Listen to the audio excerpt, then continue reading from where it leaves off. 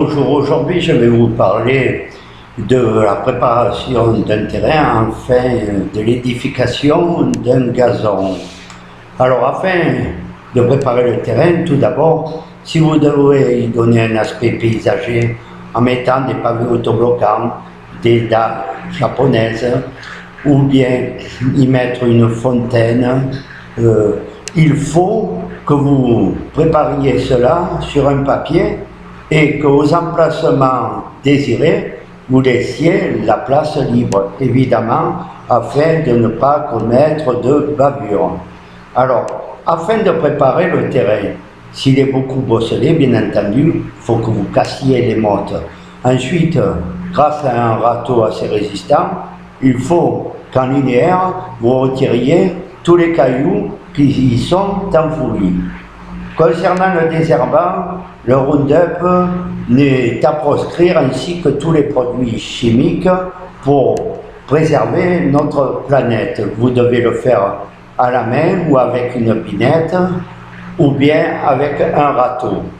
Ensuite, pour parfaire, vous devez parfaire l'alignement avec un râteau et si vous voulez bien rendre plat, vous devez utiliser du matériel comme une motobineuse ou une motoculture. Si vous avez une petite surface, laissez tomber le motoculteur, privilégiez la motobineuse.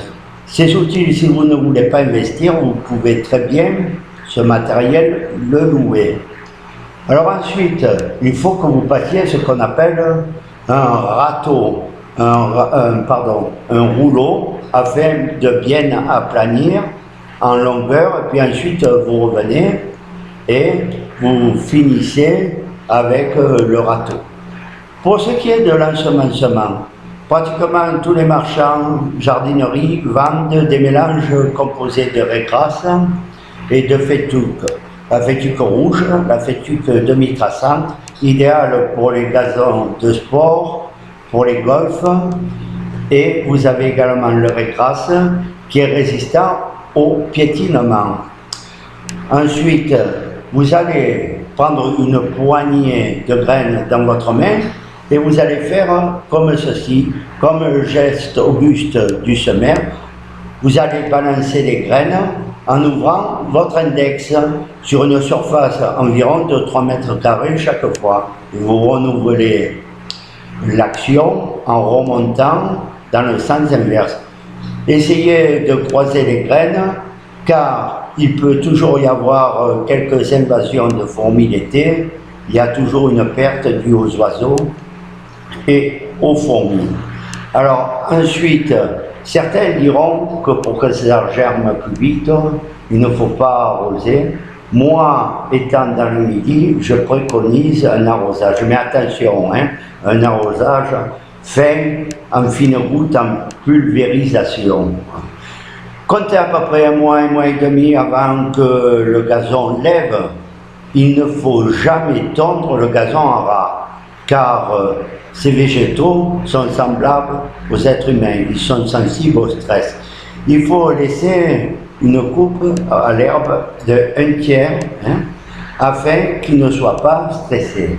Les meilleures périodes pour semer resteront de septembre à novembre, car le sol est encore gorgé de soleil estival.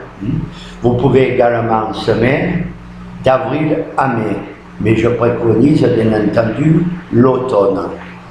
Lorsque le gazon atteint une taille assez haute, vous pouvez tondre, comme je vous dis, en respectant 1/3 d'herbe, et vous faites des bandes. Ensuite, vous remontez dans le sens de la longueur. Ensuite, vous avez également ce que l'on appelle le gazon artificiel, le géotextile. Il vous faut pour ce faire des adhésifs de grande taille, il vous faut des clous en acier car à la longue ils se rouilleront, et des hooks pour fixer le tout. Si vous voulez ne pas vous prendre la tête, vous optez bien entendu pour le gazon artificiel. Voilà, ce live est à présent terminé et je vous dis à très bientôt pour un prochain direct. Au revoir.